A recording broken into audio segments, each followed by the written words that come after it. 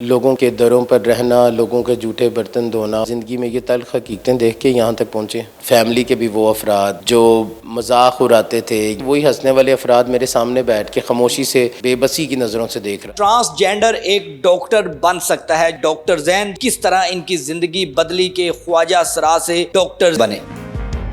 Transgender ایک doctor بن سکتا ہے جس نے اپنی زندگی میں ڈانسر کی زندگی گزاری ہو، جس نے اپنی زندگی چوک میں گزاری ہو، لیکن ایک انسان اسے ملتا ہے اور اس کی پوری زندگی بدل دیتا ہے۔ ہمارے ساتھ موجود ہیں ڈاکٹر زین، جن سے کہانی جانیں گے کہ کس طرح ان کی زندگی بدلی کہ خواجہ سرا سے ڈاکٹر زین کیسے بنے۔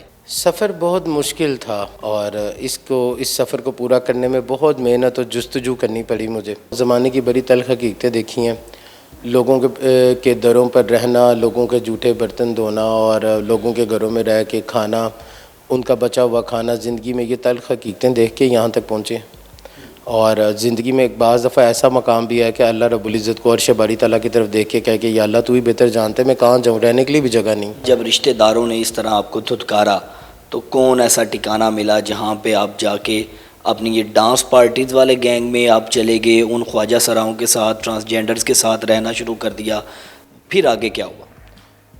آگے کی منزلیں یہ تھی، مجھے پڑھنے کا شروع سے ہی شوق تھا۔ میں نے اپنی ابتدائی تعلیم جن اساتذہ کرام سے لی ہے وہ بڑے قابل لوگ تھے، اور آسان زبان میں دیکھا جائے تو صدقے اور خیرات کے پیسوں سے ہی پل پل کے یہاں تک پہنچے۔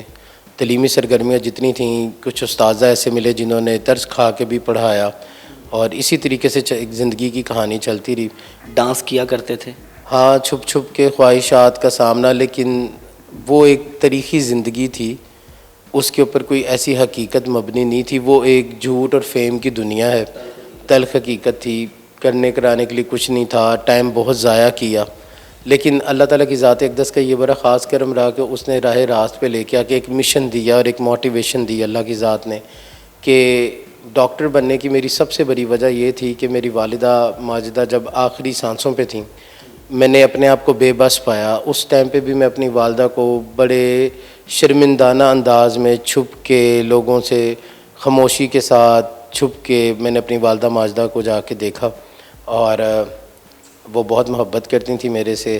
اسی لیے ڈاکٹر بننے کے بعد میرا یہ مشن ہے کہ جس طرح میں نے اپنی ماں کو تکلیف میں دیکھا اور اس حالت میں اپنی ماں کے لیے کچھ نہیں کر سکا، اب بینگ اے ڈاکٹر میں الحمدللہ بہت ساری مائیں میرے پاس آتی ہیں، اور میں ان کی خدمت اسی طریقے سے کرتا ہوں جس طرح اپنی والدہ اگر میری حیات ہوتی ہیں تو میں ان کی خدمت کرتا۔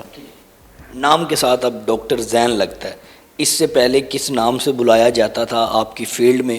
اور سیکنڈ، میں آپ سے جاننا چاہوں گا کہ کون سا ایسا ٹرننگ پوائنٹ تھا، کون سا ایسا مسیحا آپ کو ملا جس نے آپ کو یہ راہ دکھائی کہ یہ راستہ ہے کامیابی کا؟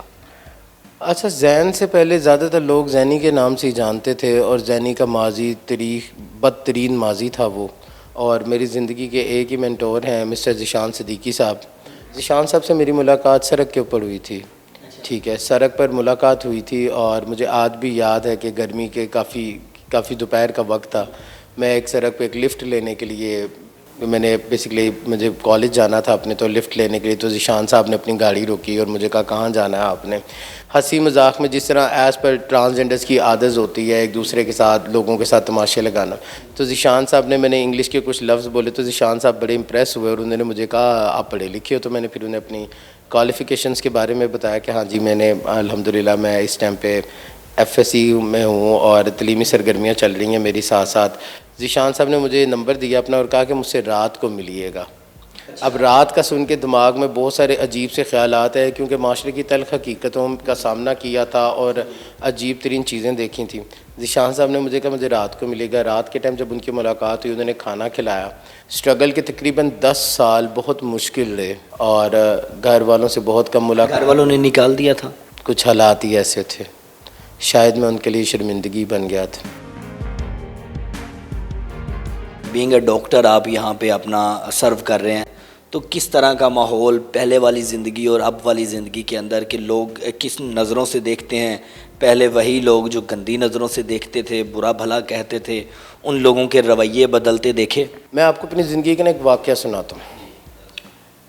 میری فیملی میں ایک شادی تھی، لوگ مہندی کے فنکشن پہ نا ہنستے تھے، مذاق اڑاتے تھے، اور میری اماں جان بڑا برداشت کرتی تھیں ان تمام چیزوں کو. لیکن آج وہی لوگ, ریسنٹلی ان میں سے ایک شخص میرے پاس آیا یہاں پہ میڈیکل چیک اپ کروانے کے لیے, اور میں نے چیک اپ کیا, آئی سے ریلیٹڈ جو ان کا پرابلم تھا وہ دور کیا, گلاسز ایڈوائز کیں.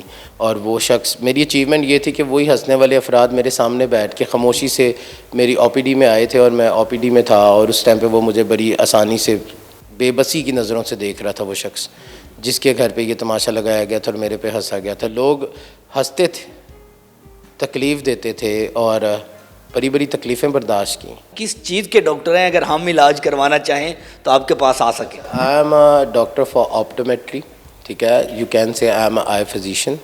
اور اگر کسی کو بھی آنکھوں کے کچھ مسائل ہوں تو وہ تشریف لا سکتے ہیں, جو ہم خدمت کر سکتے ہیں اس ہاسپٹل میں.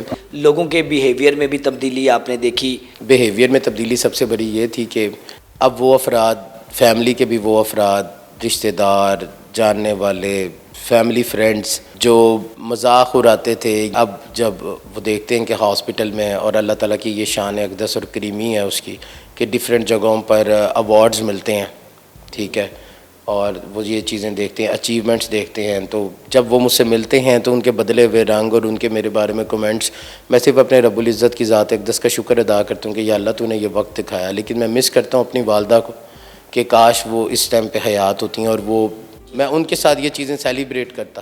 اچھا ڈاکٹر زین, آپ زیرو سے ہیرو بنے ہیں, آخر میں موٹیویٹ کرنے کے لیے لوگوں کو, اپنی کمیونٹی کے لوگوں کے لیے, عام پاکستانیوں کے لیے کیا کہنا چاہیں گے کہ وہ کس چیز پر فوکس کریں اور اپنی زندگی کو بہتر سے بہتر گزار سکیں اور ہر برے کام سے بچیں؟ ایک تصور رکھ لیں اپنی زندگی کے اندر کہ اگر پوری کائنات مل کے آپ کو گرانا چاہے, اگر پوری کائنات مل کے آپ کو گرانا چاہے, توڑنا چاہے, نقصان پہنچانا چاہے, اور رب باری تعالیٰ جسے ہم اللہ کہتے ہیں, جس نے خود قرآن میں بتایا کہ میں اللہ ہوں, اگر وہ نہ چاہے تو کائنات, پوری کائنات کے جن و انس اور تمام مخلوقات مل کے آپ کو ایک ذرے کے برابر نقصان نہیں پہنچا سکتے. بس اللہ پر توکل اور مضبوطی اور یقین رکھیں, اللہ رحمت کے دروازے کھولے گا انشاءاللہ.